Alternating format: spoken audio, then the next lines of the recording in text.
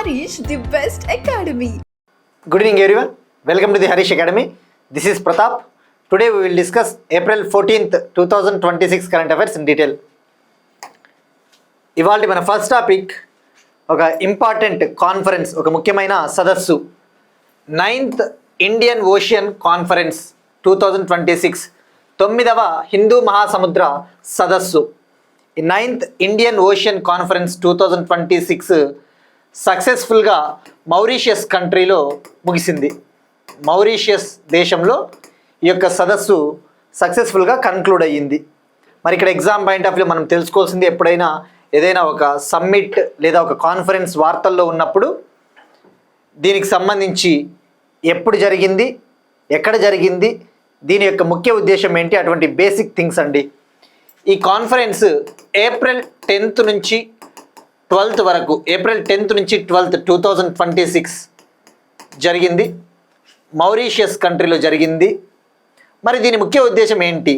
పేర్లోనే ఉంది, Indian ocean conference. అంటే ఈ యొక్క ఇండియన్ ఓషన్, హిందూ మహాసముద్రం ఏదైతే ఉందో, ఈ ఇండియన్ ఓషన్ని మనము సేఫ్గా ఉంచాలి. ఇప్పుడు మనం చూస్తూ ఉన్నాం, ఈ వెస్ట్ ఏషియా కాన్ఫ్లిక్ట్, ఈ పశ్చిమాసియా సంక్షోభం వల్ల షిప్పింగ్ రూట్స్, ముఖ్యంగా హార్ముజ్ జలసంధి, ఇవన్నీ కూడా సంక్షోభంలో ఉన్నాయి. ఇప్పుడు అమెరికా ఆ హార్ముజ్ జలసంధిని కంప్లీట్గా బ్లాక్ చేసింది.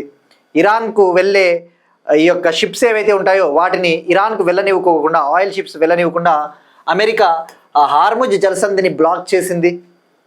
మరి ఇలాంటి షిప్పింగ్ రూట్స్ని మనం కాపాడుకోవాలి. లైక్ సివిలియన్స్ని, ఆ యొక్క హిందూ మహాసముద్రంలో ఉన్న ఇన్ఫ్రాస్ట్రక్చర్, మౌలిక వసతులు ఏవైతే ఉంటాయో వాటిని కాపాడుకోవాలి అని చెప్పేసి ఇటువంటి కాన్ఫరెన్సెస్ని నిర్వహిస్తూ ఉంటారు. మరి మౌరీషియస్ ఎక్కడ ఉంది? ఇది ఒక ఇండియన్ ఓషన్ కంట్రీ అని చెప్పవచ్చు. హిందూ మహాసముద్రంలో ఉంటుంది, బట్ ఇది ఆఫ్రికన్ కాంటినెంట్ కిందకు వస్తుంది, ఆఫ్రికా ఖండంలో భాగమని చెప్పవచ్చు. మరి మౌరీషియస్ కంట్రీ క్యాపిటల్ పోర్ట్ లూయిస్, ఆ విషయం గుర్తుపెట్టుకోండి, రైట్. మరి దీని ముఖ్య ఉద్దేశం ఇందాక చెప్పినట్టు హిందూ మహాసముద్రాన్ని మనం పరిరక్షించుకోవాలి. దానికోసం సాగర్ అనే ఒక విజన్ డాక్యుమెంట్ని కూడా 2015లో prime minister Narendra Modi garu release చేశారు. ఏంటండి, మనం చాలాసార్లు తెలుసుకున్నాం, సాగర్ అంటే security and growth for all in the region, security and growth for all in the region 2015లో ప్రైమ్ మినిస్టర్ మోడీ గారు మౌరీషియస్లో లాంచ్ చేశారు. దీని ముఖ్య ఉద్దేశము హిందూ మహాసముద్రాన్ని పరిరక్షించుకోవాలి. అలానే లాస్ట్ ఇయర్ 2025లో మహాసాగర్ ఏంటి, ఈ సాగర్ డాక్యుమెంట్కి అప్డేటెడ్ వర్షను, దీన్ని కూడా 2025లో మౌరీషియస్ దేశ పర్యటనకు వెళ్ళినప్పుడు మోడీ గారు రిలీజ్ చేశారు. మహాసాగర్ అంటే ఏంటి? Mutual and holistic advancement for security and growth across the regions, Mahasagar. ఈ విషయం గుర్తుపెట్టుకోండి, రైట్. మరి ఈ ఇండియన్ ఓషన్ కాన్ఫరెన్స్ ఎప్పుడు ఏర్పాటు చేశారు తొలిసారిగా అంటే 2016లో ఇండియా ఫౌండేషన్ అనే ఒక Indian think tank, India foundation అనే ఒక భారత థింక్ ట్యాంకు ఇతర సంస్థలతో కలిసి ఏర్పాటు చేసింది, రైట్. మరి ఇక్కడ మీరు ఫోకస్ చేయాల్సింది, ఇందులో సుమారుగా 40కి పైగా కంట్రీస్ పాల్గొన్నాయి, 40కి పైగా దేశాలు పాల్గొన్నాయి. మాల్దీవ్స్ పాల్గొనలేదు, ఆ విషయం గుర్తుపెట్టుకోండి, మాల్దీవ్స్ పార్టిసిపేట్ చేయలేదు. మరి ఇక్కడ సింపుల్గా మీరు చూస్తే ఇండియన్ ఓషన్ రీజియన్, మీకు జాగ్రఫీ పాయింట్ ఆఫ్ వ్యూ వెళ్ళిపోతుందండి. ఇండియన్ ఓషన్ రీజియన్ కంట్రీస్ ఇవన్నీ కూడా ఇండియన్ ఓషన్ రీజియన్ కిందకే వస్తాయి.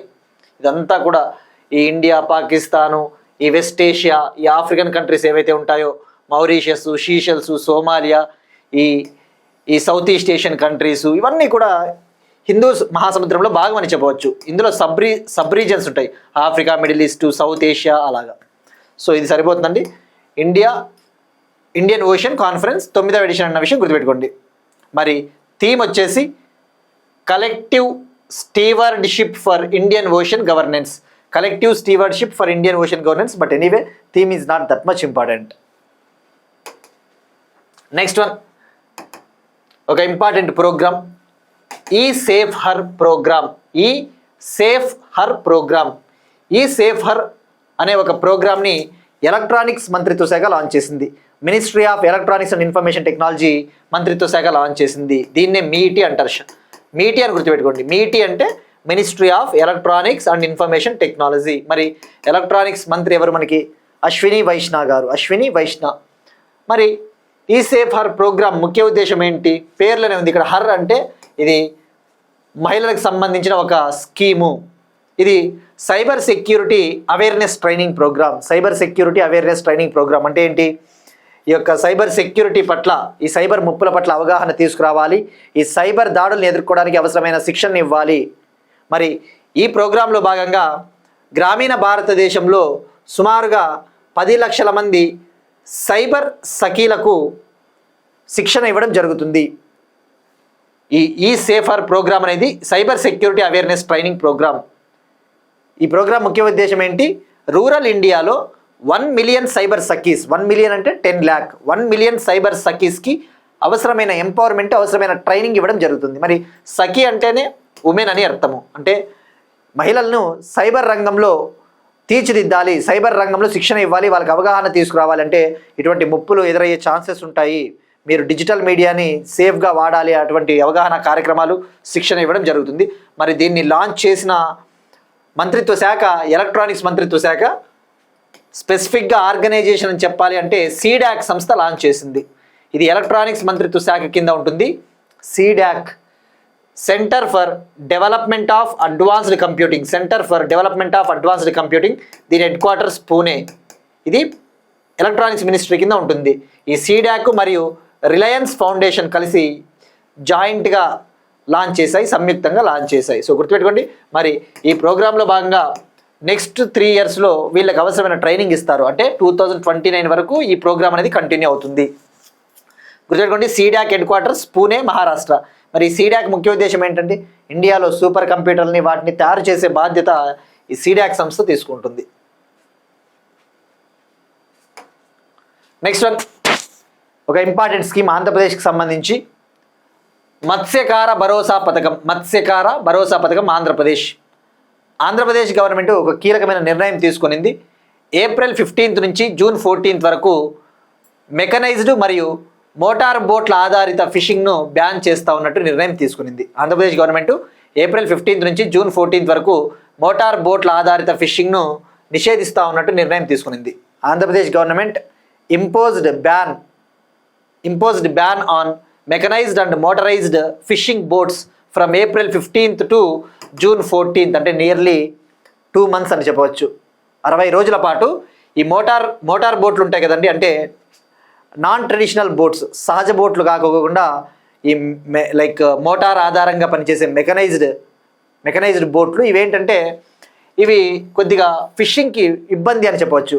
వీటిని ఉపయోగించి చేపలు పట్టేకపోతే చేపలు పూర్తి స్థాయిలో కొద్దిగా దెబ్బతినే ఛాన్సెస్ ఎక్కువగా ఉంటాయి. ఎందుకంటే వాళ్ళు బాటమ్ ట్రాలింగ్ చేపడతారు, చాలా లోతుగా వెళ్ళి అవి ఆ ఫిషెస్ని పట్టినప్పుడు ఏమవుతుందంటే ఆ యొక్క చేపల వనరులు తగ్గిపోతాయి. ముఖ్యంగా ఏప్రిల్ 15 నుంచి జూన్ 14th అనేది చేపలు లైక్ బ్రీడింగ్ సీజన్, ఫిష్కి బ్రీడింగ్ సీజన్ అని చెప్పవచ్చు. అంటే చేపలు తమ పిల్లల్ని ఉత్పత్తి చేసే సీజను.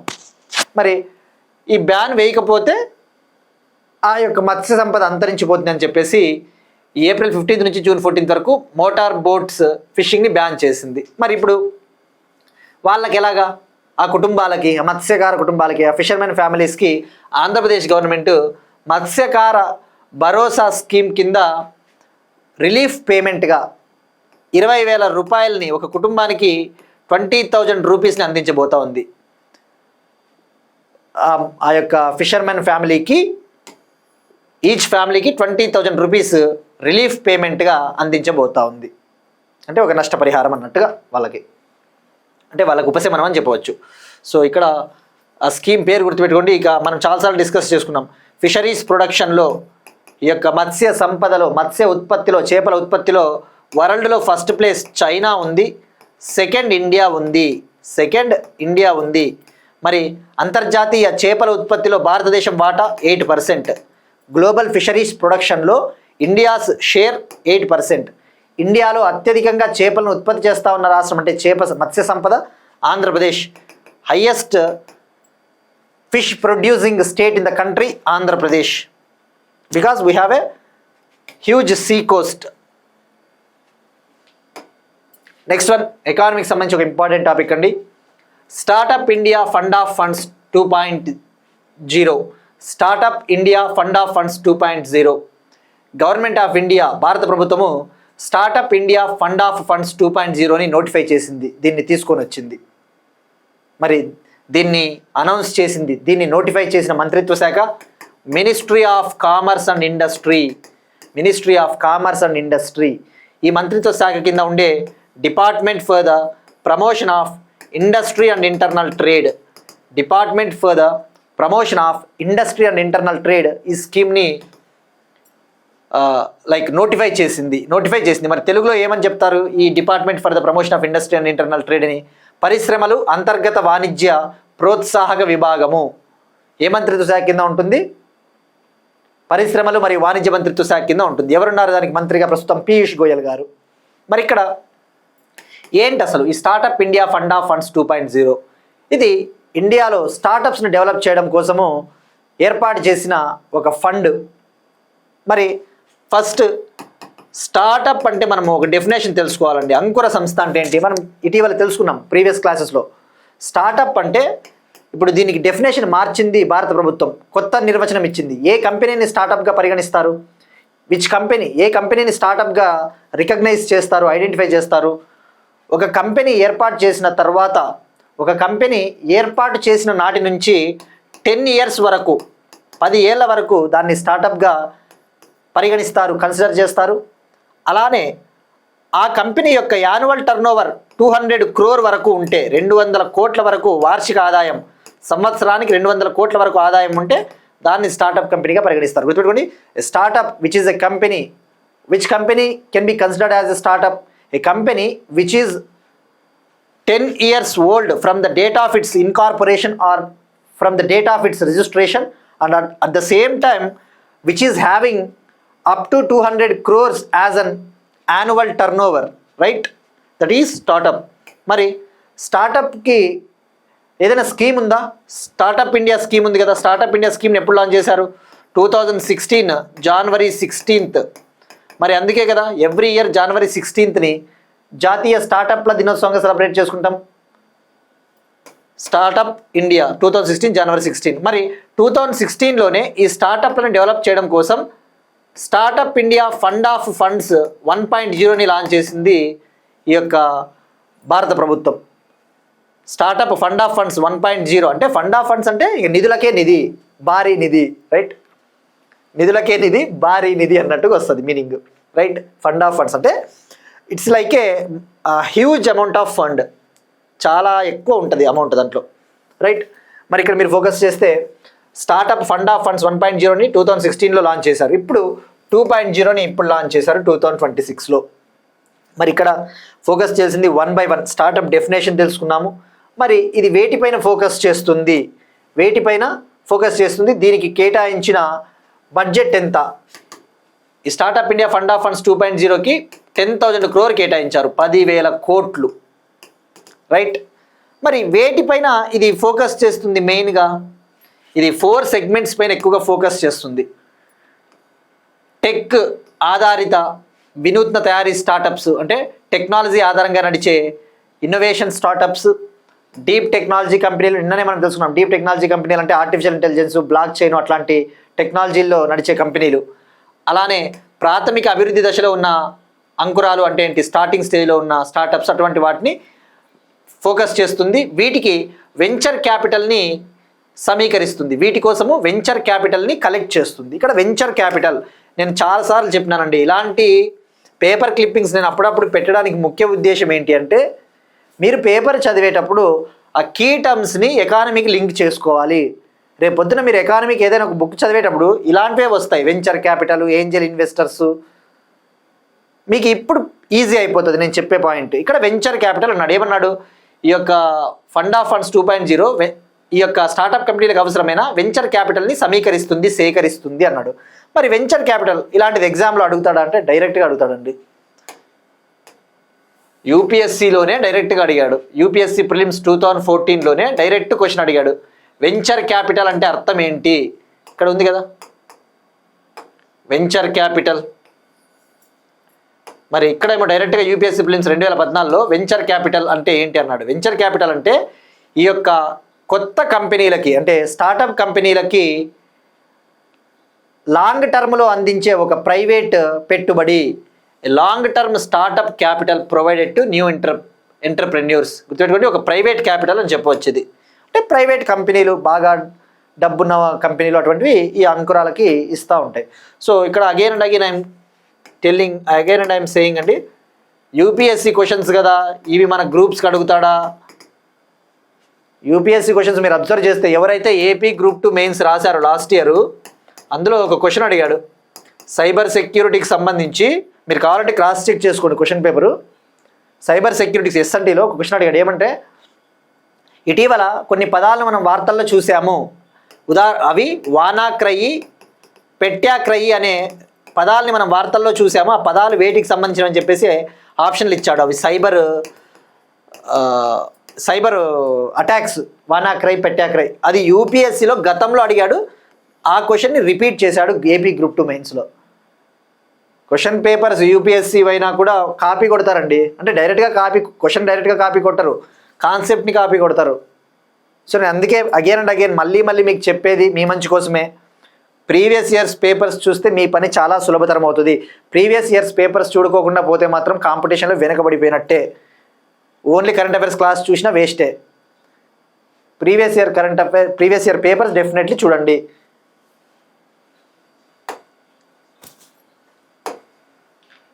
ఇక వెంచర్ క్యాపిటల్ ఇప్పుడు క్లారిటీ వచ్చింది కదండి. సో ఇది మరి ఈ స్టార్టప్ ఫండ్ ఆఫ్ ఫండ్స్ 1.0ని ఎవరు అమలు చేశారు, 2.0ని ఎవరు అమలు చేస్తారు? దీన్ని ఫండ్ని ఎవరు ఇంప్లిమెంట్ చేస్తారు? ఈ ఫండ్ ఆఫ్ ఫండ్స్ 1.0 మనం చెప్పుకున్నాం, 2016లో లాంచ్ చేశారు. దీన్ని అమలు చేసేది SIDBI bank, small industries development bank of India. ఈ ఫండ్ ఆఫ్ ఫండ్స్ 2.0ని కూడా అమలు చేసేది సిడ్బీ బ్యాంకే, small industries development bank of India. Next one, బయోడైవర్సిటీకి సంబంధించి ఒక ఇంపార్టెంట్ టాపిక్, ఒక నేషనల్ పార్క్ న్యూస్లో ఉంది. రైమోనా నేషనల్ పార్క్లో ఒక కొత్త బల్లి జాతి, రైమోనా నేషనల్ పార్కులో కనుగొన్న ఒక కొత్త బల్లి జాతి, a new species of gecko discovered in Raimona national park. మనం చెప్పుకున్నాం బయోడైవర్సిటీ, జీవ వైవిధ్యం. మరి రైమోనా నేషనల్ పార్క్ ఎక్కడ ఉందంటే అస్సాం స్టేట్లో ఉంది. మరి ఇక్కడ ఒక కొత్త బల్లి జాతిని కనుగొన్నారు. మరి దాని పేరు వచ్చేసి సిర్టోడాక్టిలస్ రైమోనాయెన్సిస్. అంటే ఏంటి? ఆ నేషనల్ పార్క్ పేరు వచ్చేటట్టుగానే దానికి పేరు పెట్టడం జరిగింది. సో మరి ఇక్కడ దీన్ని బట్టి మీరు అర్థం చేసుకోవచ్చు, ఈ యొక్క ఈస్టర్న్ హిమాలయాస్, ఈ యొక్క తూర్పు హిమాలయాల్లో ఎక్కువగా ఇటువంటి గీకో స్పీషీస్, బల్లి జాతులు ఎందుకు ఎక్కువగా కనుగొనబడతా ఉంటాయి? అక్కడ తేమ వాతావరణం ఎక్కువగా ఉంటుంది, రెయిన్ ఫారెస్ట్స్ ఉంటాయి. ఈ యొక్క అడవులు, ఆ తేమ ఎక్కువగా ఉంటుంది అడవుల్లో, ఎక్కువ వర్షపాతం ఎప్పుడు నమోదవుతూ ఉంటుంది కాబట్టి అక్కడ. సో గుర్తుపెట్టుకుని దాని పేరు సిర్టోడాక్టిలస్ రైమోనాయెన్సిస్, రైమోనా నేషనల్ పార్క్. మరి ఇది నేషనల్ పార్క్ హోదా దీనికి ఎప్పుడు వచ్చిందంటే 2021లోనే దీనికి హోదా వచ్చిందండి. మరి ఇండియాలో టోటల్ నేషనల్ పార్క్స్ ఎన్ని ఉన్నాయి? 107 నేషనల్ పార్క్స్, 107 నేషనల్ పార్కులు ఉన్నాయి. 107th నేషనల్ పార్క్ ఏది? Simlipal national park, Odisha. ఇండియాలో 107th national park Simlipal national park, Odisha. Next one, defence టెక్నాలజీకి సంబంధించి ఒక ఇంపార్టెంట్ టాపిక్. తేజస్ యుద్ధ విమానాల ఇంజన్ మరమ్మత్తు కేంద్ర ఏర్పాటుకు General Electric, Indian air force మధ్య ఒప్పందం. తేజస్ యుద్ధ విమానాల ఇంజన్ మరమ్మత్తు కేంద్ర ఏర్పాటుకు జనరల్ ఎలక్ట్రిక్ కంపెనీ మరియు ఇండియన్ ఎయిర్ ఫోర్స్ మధ్య ఒక అగ్రిమెంట్ కుదిరింది. ఏంటి అసలు ఈ Tejas light combat air craft ఏదైతే ఉందో, Tejas light combat air craft, Tejas తేలికపాటి యుద్ధ విమానానికి సంబంధించి ఆ ఇంజన్స్ని రీపేర్ చేయడం కోసం, ఏదైనా ఇంజన్స్ ప్రాబ్లం వస్తే ఆ ఇంజన్ రీపేర్ సెంటర్ని ఇండియాలో సెటప్ చేయడం కోసము అమెరికాకు చెందిన జనరల్ ఎలక్ట్రిక్ కంపెనీకి ఇండియన్ ఎయిర్ ఫోర్స్కి మధ్య ఒక అగ్రిమెంట్ కుదిరింది. మరి ఇక్కడ మనం ఫోకస్ చేయాల్సింది ఫస్ట్ ఎల్సిఏ తేజాస్ యుద్ధ విమానం గురించి. LCA Tejas light combat air craft, తేలికపాటి యుద్ధ విమానము. మరి దీనికి అవసరమైన ఇంజన్స్ ఎవరు సప్లై చేస్తూ ఉన్నారంటే అమెరికాకు చెందిన జనరల్ ఎలక్ట్రిక్ కంపెనీ. మరి ఇందులో వాడే ఇంజన్స్ ఏవి? F404 IN-20 engines, F404 IN-20 ఇంజన్స్ని Tejas యుద్ధ విమానాల్లో వాడతారు. మరి వీటిని సప్లై చేయడానికి జనరల్ ఎలక్ట్రిక్ కంపెనీ ఒప్పుకొనింది. మరి ఇక్కడ ఫోకస్ చేయాల్సింది, మరి ఇప్పుడు ఆ ఇంజన్ రిపేర్ సెంటర్ని ఎందుకు ఏర్పాటు చేయాలి ఇండియాలో అంటే, ఇప్పటి వరకు ఏదైనా ఇంజన్స్కి ప్రాబ్లం వస్తే మనము ఫారిన్ కంట్రీస్లో ఉన్న ఈ యొక్క రిపేర్ సెంటర్లపైన ఆధారపడతా ఉన్నాం, డిపెండ్ అవుతా ఉన్నాం. సో తద్వారా ఇప్పుడు ఆ డిపెండెన్సీ అనేది తగ్గుతుంది, ఆధారపడడం అనేది తప్పిపోతుంది. సో మరి ఈ యొక్క రిపేర్ సెంటర్కి అవసరమైన టెక్నికల్ సపోర్టు, అవసరమైన సాంకేతిక సహాయం అంతా కూడా జనరల్ ఎలక్ట్రిక్ కంపెనీ అందిస్తుంది. మరి ఈ యొక్క సెంటర్ని, ఈ మరమ్మతు కేంద్రాన్ని నిర్వహించేది అంతా, దీన్ని బాధ్యతలు చూసుకునేది, దీన్ని నిర్వహించేది Indian air force. That repair centre is owned and maintained by Indian air force, right. మరి ఇక్కడ ఎల్సిఏ తేజాస్ యుద్ధ విమానం గురించి కొన్ని పాయింట్లు తెలుసుకోవాలండి. ఇది చాలాసార్లు తెలుపుకున్నాం. ఇది సింగిల్ ఇంజన్ దీన్ని డిజైన్ చేసింది, ఈ ఎల్సిఏ తేజాస్ యుద్ధ విమానాన్ని డిజైన్ చేసింది అంటే డిజైన్కి రూపకల్పన చేసింది బెంగళూరులోని ఏరోనాటికల్ డెవలప్మెంట్ ఏజెన్సీ. ఇది డిఆర్డిఓకి చెందిన ఒక లేబొరేటరీ. మరి దీన్ని మ్యానుఫ్యాక్చర్ చేసేది, దీన్ని ఉత్పత్తి చేసేది, కమర్షియల్గా ఉత్పత్తి చేసేది మాత్రము Hindustan aeronautics limited company, Bengaluru. గుర్తుపెట్టుకోండి, దీన్ని డిజైన్ చేసింది బెంగళూరులోని ఏరోనాటికల్ డెవలప్మెంట్ ఏజెన్సీ, మ్యానుఫ్యాక్చర్ చేసింది మాత్రం హిందుస్థాన్ ఏరోనాటిక్స్ లిమిటెడ్. ఇట్లా కూడా అడుగుతాడు స్టేట్మెంట్లో, రేపొద్దున వాడి స్టేట్మెంట్లో దీన్ని డిజైన్ చేసింది, మ్యానుఫ్యాక్చర్ చేసింది రెండు కూడా HAL అంటాడు, అప్పుడు మనం రాంగ్ అవుతుంది. సో మరి ఇక్కడ ఇంకా కొన్ని పాయింట్లు తెలుసుకోవాలండి, ఎందుకంటే లాస్ట్ ఇయర్ ఎల్సిఏ తేజాస్ వార్తల్లోని మనం తెలుసుకున్నాం. లాస్ట్ ఇయర్ దుబాయ్లో జరిగిన ఒక ఎయిర్ షోలో, UAE కంట్రీలోని దుబాయ్లో జరిగిన ఎయిర్ షోలో ఎల్సిఏ తేజాస్ యుద్ధ విమానం పాల్గొనింది. అయితే అది కూలిపోయినప్పుడు ఎవరు మరణించారో కూడా అడుగుతాడండి. దుబాయ్ ఎయిర్ షోలో ఏ యుద్ధ విమానం కూలిపోయింది, ఇండియాకి చెందినది, 4 ఆప్షన్లు ఇస్తాడు. ఎవరు మరణించారంటే ఇండియన్ ఎయిర్ ఫోర్స్కి చెందిన పైలట్ వింగ్ కమాండర్ నమన్ షిష్యాల్ అనే పైలట్ మరణించారు. ఆ విషయం గుర్తుపెట్టుకోండి. మరి ఇక్కడ ఎల్సిఏ తేజాస్ అనేది స్వదేశీ ఇండిజినస్. ఇది 4.5 జనరేషన్, గుర్తుపెట్టుకోండి. ఇది 4.5 జనరేషన్, 4.5 జనరేషన్ యుద్ధ విమానం. ఇది 5th జనరేషన్ ఫైటర్ జెట్ కాదు. So designed by aeronautical development agency. దీన్ని యాక్చువల్లీ 1980sలోనే ఈ ప్రాజెక్ట్కి ఆలోచన చేశారు. దీన్ని MiG-20 యుద్ధ విమానం స్థానంలో డెవలప్ చేస్తూ ఉన్నారు. MiG-20 MiG-21 ఎయిర్ క్రాఫ్ట్ స్థానంలో దీన్ని తీసుకొని వచ్చారు. మరి తొలిసారిగా దీన్ని 2001లో టెస్ట్ చేశారు. 2016లో ఇండియన్ ఎయిర్ ఫోర్స్లోకి దీన్ని తీసుకున్నారు, ఇండక్ట్ చేశారు. మరి తేజాస్లో వేరియంట్స్ ఉంటాయి, versions. Tejas mark 1, mark 1A. ఇప్పుడు తేజాస్ మార్క్ 2 కూడా ప్రస్తుతం దీన్ని అభివృద్ధి చేస్తూ ఉన్నారు. నెక్స్ట్ వన్, కల్చర్కి సంబంధించి ఒక ఇంపార్టెంట్ టాపిక్ అండి. బైసాఖీ ఫెస్టివల్, బైసాఖీ పండుగ. బైసాఖి అంటే మనం తెలుగులో వైశాఖి అంటాం కదా, వైశాఖ మాసము బైసాఖి. మరి ఈ బైసాఖీ పండుగని పంజాబ్లో ఎవ్రీ ఇయర్ సెలబ్రేట్ చేసుకుంటారు, పంజాబ్ ఫెస్టివల్ ఇది. మరి ఏంటి అసలు ఈ ఫెస్టివల్ బైసాఖి లేదా వైశాఖి అంటే ఇది ఒక స్ప్రింగ్ ఫెస్టివల్ అని కూడా చెప్పవచ్చు. ముఖ్యంగా పంజాబ్లో ఫార్మర్స్ పంటను, రబీ పంటలు ఏవైతే నవంబర్ అక్టోబర్ టైంలో పంటలు వేసింటారు కదా, వీట్, గోధుమలు అటువంటివి, ఇప్పుడు పంట కోస్తారు. సో ఆ పంటను ఇంటికి తెచ్చుకుంటారు ఆనందంగా. మనకి ఏ విధంగా అయితే సంక్రాంతితో అలా అని చెప్పవచ్చు. So Baisakhi festival it's like a harvest festival అని చెప్పవచ్చు, celebrated by farmers and at the same time entire Punjab community will celebrate. అదొక ప్రాముఖ్యత ఉంది. మరి మెయిన్ ప్రాముఖ్యత ఏంటంటే ఏప్రిల్ 14th ఎందుకు సెలబ్రేట్ చేసుకుంటారంటే 1699లో 1699 సంవత్సరంలో 1699 ఇయర్లో ఏప్రిల్ 14th 1699 ఏప్రిల్ 14th సిక్కుల 10వ గురువు, సిక్కిజంలో 10వ గురువు ఉన్నారు కదా, సిక్కిజంలో 10వ గురువు శ్రీ గురు గోబింద్ సింగ్ గారు ఆనందపూర్ సాహిబ్లో కల్సా పంత్ అనే ఒక కమ్యూనిటీని ఏర్పాటు చేశారు. 1699 ఏప్రిల్ 14th 10th సిక్కు గురు, 10వ సిక్కు గురువు అయిన శ్రీ గురు గోబింద్ సింగ్ గారు ఆనందపూర్ సాహిబ్లోని గురుద్వారా వద్ద ఒక కల్సా పంత్ అనే ఒక కమ్యూనిటీని ఏర్పాటు చేశారు. కల్సా పంత్ అంటే ఇది ఒక కమ్యూనిటీ, సిక్ కమ్యూనిటీ, సిక్కుల ప్రజల కూటమి అని చెప్పవచ్చు, ఒక పర్టికులర్ కమ్యూనిటీ. వీళ్ళు సిక్ మతాన్ని ఒక నమ్మకంగా ఒక బిలీఫ్గా భావిస్తారు. అట్ ద సేమ్ టైం ఒక సపరేట్ గ్రూప్ అని చెప్పవచ్చు ఖల్సా పంత్. సో 1699 ఏప్రిల్ 14న ఏర్పాటు చేశారు. అందుకే దీన్ని ఖల్సా పంత్ యానివర్సరీ డే అని కూడా చెప్పవచ్చు, ఖల్సా పంత్ ఫౌండేషన్ డే అని కూడా చెప్పవచ్చు. ఖల్సా పంత్ వ్యవస్థాపక దినోత్సవం. మరి శ్రీ గురు గోబింద్ సింగ్ గారి ఫాదర్ ఎవరండి? 9వ సిక్కు గురువు. 9th సిక్కు గురు ఎవరు? గురు తేగ్ బహదూర్. గురు తేగ్ బహదూర్.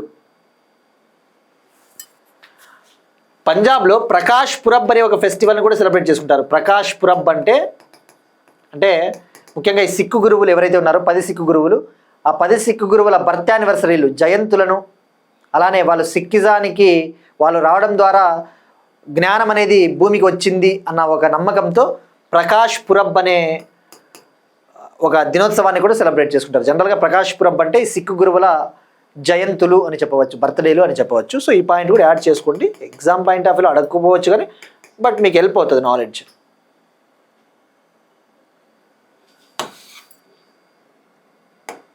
నెక్స్ట్ వన్, అమెరికాలో తొలిసారిగా వివేకానంద విగ్రహాన్ని ఏర్పాటు చేసిన మొదటి సిటీ గవర్నమెంట్.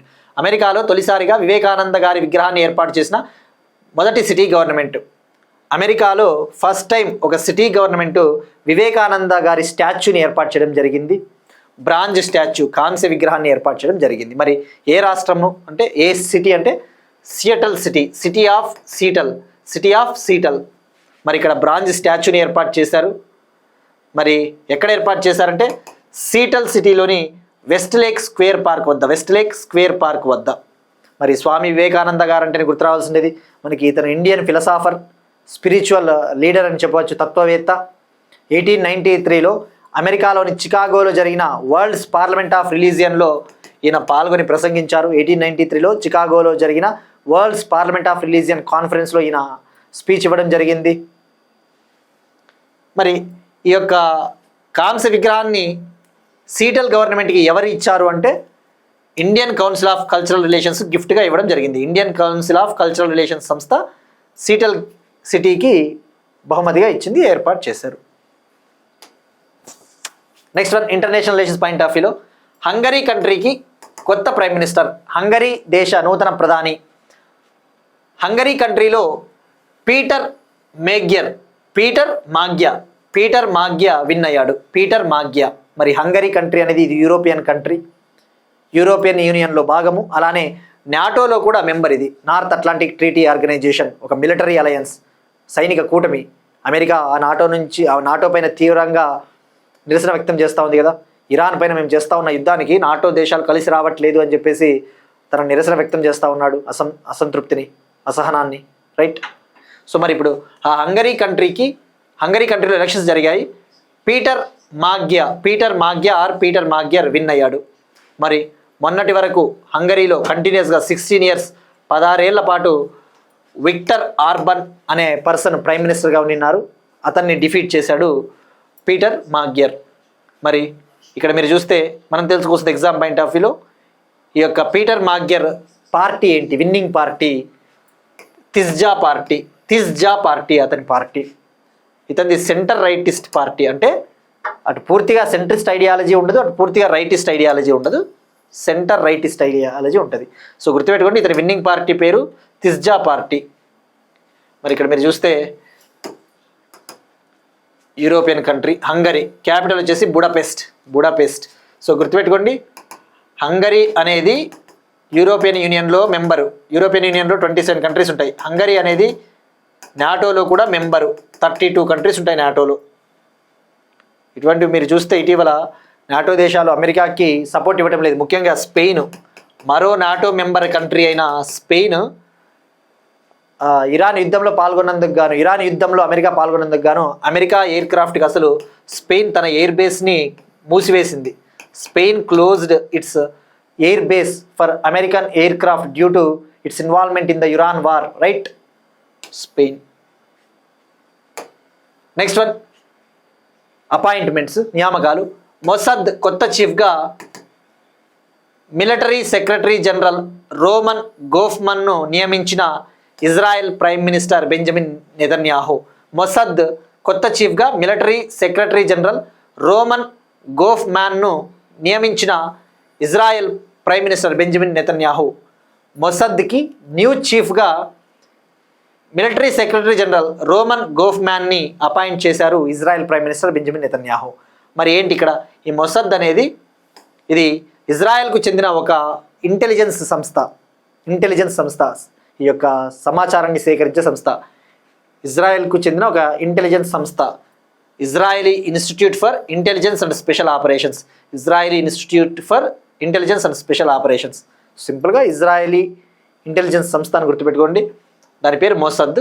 మరి ఇతన్ని సెలెక్ట్ చేశారు 5 ఏళ్ల కాలానికి గాను, 5 ఇయర్ టర్మ్, 5 ఏళ్ల పాటు పదవిలో ఉంటారు. నెక్స్ట్ వన్ స్పోర్ట్స్కి సంబంధించి, Monte Carlo Masters 2026 tennis tournament విజేత. Monte Carlo Masters 2026 tennis tournament విన్నర్గా ఇటలీకి చెందిన జన్నిక్ సిన్నర్ నిలిచాడు. ఈ మోంటే కార్లో మాస్టర్స్ 2026 టెన్నిస్ టోర్నమెంట్ని ఇటలీకి చెందిన జన్నిక్ సిన్నర్ విన్ అయ్యాడు. ఫైనల్లో స్పెయిన్కు చెందిన కార్లోస్ ఆల్కరాజ్ని ఓడించాడు, డిఫీట్ చేశాడు. మరి ఈ టోర్నమెంట్ ఎక్కడ జరిగిందంటే ఫ్రాన్స్. మరి తద్వారా ఇప్పుడు ఈ జన్నిక్ సిన్నర్ ప్రపంచంలోనే నంబర్ 1 టెన్నిస్ ప్లేయర్గా అవతరించాడు మేల్స్ కేటగిరీలో, పురుషుల విభాగంలో. నెక్స్ట్ వన్ ఇంపార్టెంట్ డేస్, వార్తల్లో ముఖ్యమైన దినోత్సవాలు. వరల్డ్ క్వాంటమ్ డే, అంతర్జాతీయ క్వాంటమ్ దినోత్సవం. వరల్డ్ క్వాంటమ్ డేగా ఎవ్రీ ఇయర్ ఏప్రిల్ 14న సెలబ్రేట్ చేసుకుంటారు, ఏప్రిల్ 14న. మరి ఈ సంవత్సరం థీమ్ ఏంటి? థీమ్ వచ్చేసి క్వాంటమ్ రెసిలియన్స్. నిన్ననే మనం తెలుసుకున్నాం. ఇండియాలోనే మొట్టమొదటి క్వాంటమ్ పరీక్షా కేంద్రాలు ఆంధ్రప్రదేశ్లోని అమరావతిలో ఏర్పాటు చేశారు ఇవాళ. India's first quantum test beds installed in Amaravati, Andhra Pradesh. దాని పేరేంటి? 1S 1Q అని చెప్పేసి తెలుసుకున్నాం. దాన్నే క్వాంటమ్ రెఫరెన్స్ ఫెసిలిటీ అంటారు. 1Sని అమరావతిలోని SRM యూనివర్సిటీలో ఏర్పాటు చేశారు. 1Qని గన్నవరంలోని మేధా టవర్స్లో ఏర్పాటు చేశారు టెస్టింగ్ బెడ్స్. ఎందుకు మరి ఆ పరీక్షా కేంద్రాలు? ఈ క్వాంటమ్ ప్రోడక్ట్స్ని, క్వాంటమ్ ఉత్పత్తులకు సంబంధించి క్వాంటమ్ పరికరాలని పరీక్షించాలి అంటే ఆ టెస్టింగ్ బెడ్లు అవసరము. సో మరి ఇవాళ AP chief minister Chandrababu Naidu garu launch చేశారు. సో మరి ఇక్కడ గుర్తుపెట్టుకోండి, world quantum day every year April 14న సెలబ్రేట్ చేసుకుంటారు. ఫస్ట్ టైం 2022లో సెలబ్రేట్ చేసుకున్నాము. మరి ఎవరు సెలబ్రేట్ చేస్తారు, ఎవరు నిర్వహిస్తారు అంటే యునైటెడ్ నేషన్స్, ఐక్యరాజ్య సమితి సంస్థ. మరి 2025 ఇయర్కి ఒక ప్రాముఖ్యత ఉంది. 2025 అంతర్జాతీయ క్వాంటమ్ సైన్స్ అండ్ టెక్నాలజీ సంవత్సరం. 2025 international year of quantum science and టెక్నాలజీగా యునైటెడ్ నేషన్స్ డిక్లేర్ చేసింది క్వాంటమ్ రంగాన్ని అభివృద్ధి చేయడం కోసం. మరి ఎందుకు ఏప్రిల్ 14th? దీనికి ఎందుకు ఏప్రిల్ 14th అంటే, మనకి ఫిజిక్స్లో ప్లాంక్ కాన్స్టెంట్ అని ఒకటి ఉంటుంది. ఫిజిక్స్లో ప్లాంక్ కాన్స్టెంట్ అని, ఆ Planck constant 4.14 × 10⁻⁻15 electron volts per second. Planck constant ఫిజిక్స్లో అది ఒక కాన్స్టెంట్. మరి ఇక్కడ మీరు చూస్తే 4.14 అంటే ఏంటి? ఇది ఏప్రిల్గా తీసుకున్నాడు, ఇది 14, ఏప్రిల్ 14th అలాగా. మరి క్వాంటమ్ కంప్యూటర్స్ని వాటిని ఏమిట్లలో కొలుస్తారు? క్యూబిట్స్. క్వాంటమ్ కంప్యూటర్స్ పర్ఫార్మెన్స్, ఆ యొక్క capacity qubits. Next one again April 14th ఇంకొక ప్రాముఖ్యత ఉందండి. ఏప్రిల్ 14th ఇవాళ గ్రేట్ డాక్టర్ బిఆర్ అంబేద్కర్ గారి జయంతి. భారత రాజ్యాంగ పితామహుడు, great personality doctor BR Ambedkar గారి జయంతి. మరి ఇక్కడ మనం ఎగ్జామ్ పాయింట్ ఆఫ్ వ్యూలో తెలుసుకోవాల్సింది, ఇటీవలే మనము జ్యోతిబా పూలే గారి జయంతి గురించి తెలుసుకున్నామండి. సో ఇక్కడ కామెంట్ సెక్షన్లో మీరు ట్రై చేయండి, మనం డిస్కస్ చేసుకున్నాం. Culture point of view, history point of వ్యూలో జ్యోతిబా పూలే గారి జయంతిని ఏ రోజున సెలబ్రేట్ చేసుకుంటాం మనం ఎవ్రీ ఇయర్. అలానే భారతదేశం మొట్టమొదటి మహిళా teacher, India's first female teacher, ఆమె పేరేంటి ట్రై చేయండి, మనం డిస్కస్ చేసుకున్నాం తప్పకుండా. మరి ఇక్కడ April 14th doctor BR Ambedkar గారి జయంతి. ఏప్రిల్ 14th 1891లో ఆయన జన్మించారు. మరి ఎక్కడ జన్మించారు? మధ్యప్రదేశ్లోని మో అనే ఒక గ్రామంలో, మధ్యప్రదేశ్లోని మో అనే ఒక విలేజ్లో. మరి ఈయననే ఫాదర్ ఆఫ్ ద ఇండియన్ కాన్స్టిట్యూషన్గా పిలుస్తారు, భారత రాజ్యాంగ పితామహుడు. అలానే భారతదేశానికి స్వాతంత్రం వచ్చిన తర్వాత న్యాయశాఖ మంత్రిగా పనిచేసిన మొట్టమొదటి వ్యక్తి, first law minister of the independent India. అలానే మన యొక్క కాన్స్టిట్యూషన్ని రూపొందించిన డ్రాఫ్టింగ్ కమిటీకి చైర్మన్ ఇతనే. మన రాజ్యాంగాన్ని రూపకల్పన చేసిన డ్రాఫ్టింగ్ కమిటీకి ఎవరు చైర్మన్గా వ్యవహరించారంటే అంబేద్కర్ గారు. రైట్. మరి మనం తెలుసుకోవాల్సింది ఎగ్జామ్ పాయింట్ ఆఫ్ వ్యూలో అంబేద్కర్ గారి ముఖ్యమైన రచనలు చాలా ఇంపార్టెంట్ ఎగ్జామ్ పాయింట్ ఆఫ్ వ్యూలో. అతని లిటరరీ వర్క్స్ తీసుకుంటే అన్హిలేషన్ ఆఫ్ క్యాస్ట్ 1936లో అన్హిలేషన్ ఆఫ్ క్యాస్ట్ అనే ఒక రచన చేశారు. అన్హిలేషన్ ఆఫ్ క్యాస్ట్ అంటే అన్హిలేషన్ అంటే ఈ కుల నిర్మూలన, అన్హిలేషన్ అంటే నా నిర్మూలన అన్నట్టు అర్థం వస్తుంది 1936.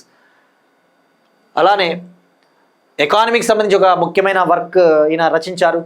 The problem of the rupee, its origin and it's solution. The problem of the rupee, its origin and it's solution. ఇది ఎకానమీకి సంబంధించి ముఖ్యంగా ఆర్బీఐకి ఈ గ్రంథం చాలా హెల్ప్ అయింది. అలానే the untouchables, who were they and why they became untouchables. The untouchables, who were they and why they become untouchables అనేది రాశారు. అలానే the Buddha and his Dhamma, the Buddha and his Dhamma అనే ఒక బుద్ధిస్ట్ పబ్లికేషన్ ఈయన రాశారు. పబ్లిష్ అయింది మాత్రం ఆయన మరణించిన తర్వాత పబ్లిష్ అయింది. సో ఇవి చాలా ఇంపార్టెంట్ అండి. మరి అంబేద్కర్ గారి రిలీజియన్ ఏంటో కూడా మనకి exam point of view important. ఈయన బుద్ధిజాన్ని స్వీకరించారు, బుద్ధిజం. మరి ఇక్కడ మీరు చూసుకుంటే 1956 అక్టోబర్ 14న నాగపూర్లోని, మహారాష్ట్రలోని నాగపూర్లోని దీక్షా భూమి వద్ద అతని సహచరులు, అతని ఫాలోయర్స్తో కలిసి బౌద్ధ మతాన్ని స్వీకరించారు. ఆ పాయింట్ గుర్తుపెట్టుకోండి. ఇక ఇవాళ క్వశ్చన్ అండి, మనం డిస్కస్ చేసిన టాపిక్ 8th షెడ్యూల్లో ఒరిజినల్గా ఎన్ని లాంగ్వేజెస్ ఉన్నాయి అది ట్రై చేయండి. అలానే సింధీ లాంగ్వేజ్ ఏ రాజ్యాంగ సవరణ చట్టం ద్వారా 8th షెడ్యూల్లో యాడ్ చేశారు, 8th షెడ్యూల్లో మొత్తం లాంగ్వేజెస్ ఎన్ని, ఇటీవల సింధీ భాషలో రాజ్యాంగాన్ని విడుదల చేశారు కదా, మనం తెలుసుకున్నాం. ఎవరు విడుదల చేశారో ట్రై చేయండి. ఇక నిన్నటి క్వశ్చన్కి సమాధానం, యుఎన్ఎఫ్సిసిసికి COP 31వ సదస్సు 2026లో టర్కీలోని అంటల్యా సిటీలో జరగబోతా ఉంది. 2027లో COP 32 సదస్సు ఇథియోపియాలోని అడ్డిస్ అబబాలో జరగబోతా ఉంది. ఇవి ఇవాళ కరెంట్ అఫైర్స్. మనం ఒకసారి క్విక్గా రీక్యాప్ చూద్దాం.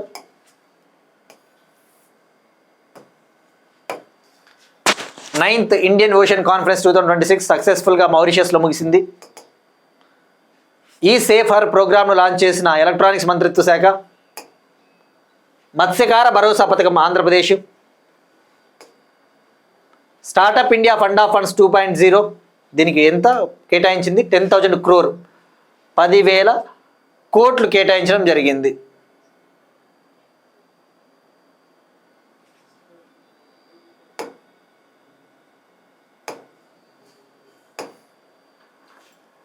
Raimona national park Assam. తేజస్ యుద్ధ విమానాల ఇంజిన్ మరమ్మతు కేంద్ర ఏర్పాటుకు General Electric, Indian air force మధ్య అగ్రిమెంట్. బైసాఖీ ఫెస్టివల్ పంజాబ్. అమెరికాలో తొలిసారిగా వివేకానంద విగ్రహ ఏర్పాటు చేసిన మొదటి Seattle city government. Hungary new లీడర్గా కొత్త ప్రధానిగా పీటర్ మాగ్యా, అతని party Tisza party. Israel intelligence agency Mossad కొత్త చీఫ్గా military secretary general Roman Gofman. Monte Carlo Masters 2026 tennis tournament winner Jannik Sinner. World quantum day April 14th. Doctor BR Ambedkar గారి జయంతి April 14th. That's it. These are today's current affairs. We'll meet you again tomorrow and thank you everyone.